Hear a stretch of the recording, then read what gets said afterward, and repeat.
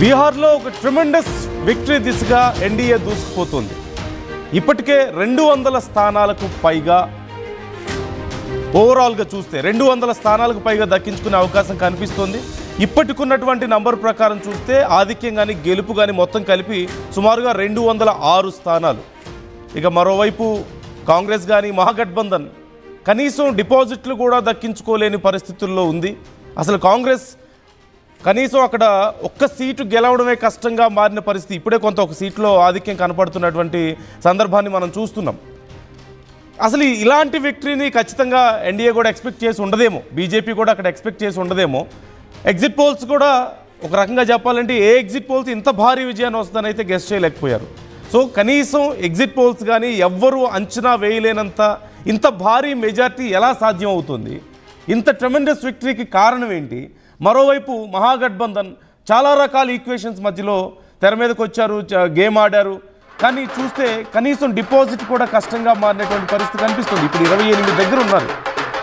ఏం జరుగుతుంది అసలు బీహార్లో? ఏం మ్యాజిక్ బీజేపీ కానీ ఎన్డీఏ కానీ ఏం మ్యాజిక్ చేశారు మనం డిస్కస్ చేయబోతున్నాం. మనతో కృష్ణకాంత్ గారు జాయిన్ అవుతున్నారు, బీజేపీ పార్టీ నాయకులు. మరోవైపు చరణ్ కౌశిక్ గారు మరికొద్దిసేపట్లో జాయిన్ అవుతారు. కృష్ణకాంత్ గారు మనతో స్టూడియోలో ఉన్నారు, బీజేపీ నాయకులు. అలాగే కోటేశ్వరరావు గారు జాయిన్ అవుతున్నారు, ప్రముఖ విశ్లేషకులు. మరికొద్దిసేపట్లో చరణ్ కౌశిక్ గారు జాయిన్ అవుతున్నారు కాంగ్రెస్ పార్టీ నుంచి. ముందుగా కృష్ణకాంత్ గారు, కంగ్రాచులేషన్స్. థ్యాంక్ యూ అండి. అంటే అసలు మీరు ఎక్స్పెక్ట్ చేశారా?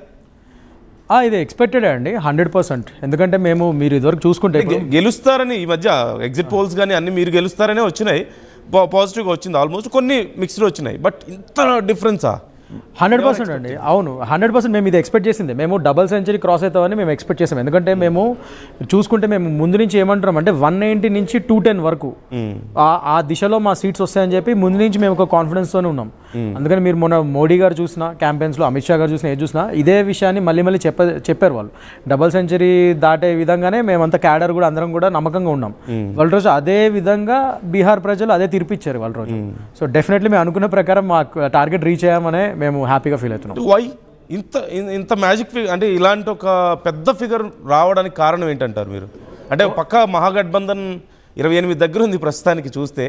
సో ఆల్మోస్ట్ డిపాజిట్స్ కూడా వచ్చే పరిస్థితి కనిపించడం లేదు. కారణం ఏంటంటారు ఇంత డిఫరెన్స్కి? First and foremost main thing ఏంటంటే నందు గారు, ఇక్కడ మోడీ గారి విజన్, మోడీ గారి నాయకత్వం, మోడీ కా గ్యారంటీ, ఇది బాగా పనిచేసింది వాళ్ళ రోజు. సో మోడీ కా గ్యారంటీ, మోడీ గారి విజన్ ప్లస్ నితీష్ కుమార్ గారి ఒక లీడర్షిప్, ఈ రెండు కలిసి ఇవాళ రోజు ఈ విజయానికి దాహోదపడ్డాయి. క్లియర్గా తెలుస్తుంది. ముఖ్యంగా ఈ సంక్షేమ పథకాలు ఏవైతే ఉన్నాయో మేము క్లియర్గా అవన్నీ లాస్ట్ అట్టడుగున ఉన్న లోపల బడుగు బలహీన వర్గాలకు కూడా అవి అందజేయగలిగాం. సో దానివల్ల ఇవాళ రోజు అది క్లియర్గా ఇంపాక్ట్ చూపించింది, అదే తెలుస్తుంది. ఎందుకంటే మీరు ఇవాళ చూసుకుంటే ఉజ్వల యోజన స్కీమ్ కానీ అది 2 కోట్ల పైగా ఇళ్ళకి మేము ఫ్రీ గ్యాస్ కనెక్షన్స్ ఇచ్చాం బీహార్లో. At the same time Ayushman Bharat free ఉచిత వైద్యం అది కూడా 1.5 crore జనాలకి ఇచ్చాం మేము. అండ్ లక్ష్మీ యోజన అని చెప్పి మహిళలకి, ముఖ్యంగా ఈసారి ఎలక్షన్స్లో చూసుకుంటే మహిళల ఓటు శాతం కూడా 70% ఓటు నమోదైంది మహిళలది బీహార్ ఎలక్షన్స్లో. సో ఈ లెక్కన మహిళలు కూడా మాకు పెద్దపీట వేశారని క్లియర్గా తెలుస్తుంది. మహిళలు, యూత్, బడుగు బలహీన వర్గాలు, ఈ ముగ్గురు మాకు ఏకదాటిగా మాకు ఫుల్ సపోర్ట్ ఇచ్చారు వీళ్ళు. సో అది క్లియర్గా ఇవాళ రోజు బీహార్ ఎలక్షన్స్ రిజల్ట్స్లో అవే కనబడుతున్నాయి. సో మహిళల ఓటు శాతం కూడా 70% పెరిగింది because of Lakshmi Yojana, free ration, and ముఖ్యంగా స్వచ్ఛ భారత్ పేరు మీద ఫ్రీ టాయిలెట్స్ కట్టాం మేము. ఇవన్నీ కూడా బాగా పనిచేసాయి బీహార్లో. అండ్ ఇంకోటి జలజీవన్ మిషన్, అది కూడా మీరు చూసుకుంటే నందు గారు ముఖ్యంగా మోర్ దెన్ 90% పైగా ఊర్లలో, విలేజెస్లో మేము ఇది జలజీవన్ మిషన్ పేరు మీద ఫ్రీ వాటర్ కనెక్షన్స్ ఇవ్వగలిగాం, నాలా కనెక్షన్స్ ఇచ్చాం మేము. సో ఇవన్నీ కూడా మాకు బాగా పాజిటివ్గా పనిచేసి ఒక క్లియర్గా స్థిరత్వమైన గవర్నెన్స్ కేవలం ఎన్డీఏ కూటమి మాత్రమే ఇవ్వగలుగుతుందని చెప్పి బీహార్ ప్రజలు క్లియర్గా తెలుసుకున్నారు. అందుకే ఇవాళ రోజు మీరు చూసుకుంటే ఒకటి ఏంటంటే నందు గారు, బీహార్ ప్రజలు పాపం వాళ్ళు వలసదారులు, వాళ్ళు ఎక్కువ అంటే ఇతర రాష్ట్రాల్లో వెళ్ళి కష్టపడి పనిచేస్తూ ఉంటారు వాళ్ళు.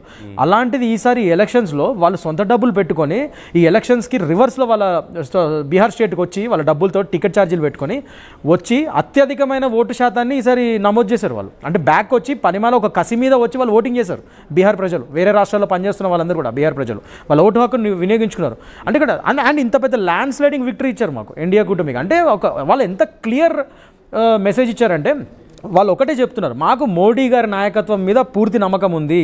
ఒక ప్రపంచంలో ఇవాళ రోజు ఒక టాప్ లీడర్స్లో మోడీ గారిని పరిగణిస్తున్నాం మనం. సో అలాంటి వ్యక్తి యొక్క లీడర్షిప్ మా బీహార్కి కూడా కావాలి. ఒక బంగారు బీహార్ కింద మారాలి, బీహార్ కాస్త ఒక బంగారు బీహార్ అవ్వాలి అన్న ఒక నినాదం మీద వాళ్ళందరూ ఒక కసి మీద వచ్చి ఓటింగ్ చేసి వాళ్ళ రోజు మా ఎన్డీఏ ప్రభుత్వాన్ని అక్కడ నెలకొల్పుతున్నారు.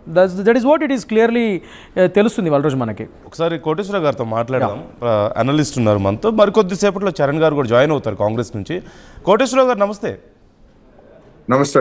కోటేశ్వరరావు గారు, ఇంత భారీ మెజారిటీ 200 మార్కు దాటింది ఎన్డీఏ ఇప్పటికి ఉన్నటువంటి అంచనాల ప్రకారం. అయితే ఇప్పుడైతే 206, అది కొంచెం డిఫరెంట్గా ఉన్నాయి ఒక్కొక్కరికి ఒక్కొక్క రకమైన స్టాటిస్టిక్స్. మరికొద్దిసేపట్లో క్లారిటీ రాబోతుంది. But 200 is confirm. అటు ఇటుగా ఒక 2 అటు ఇటుగా కనిపిస్తుంది.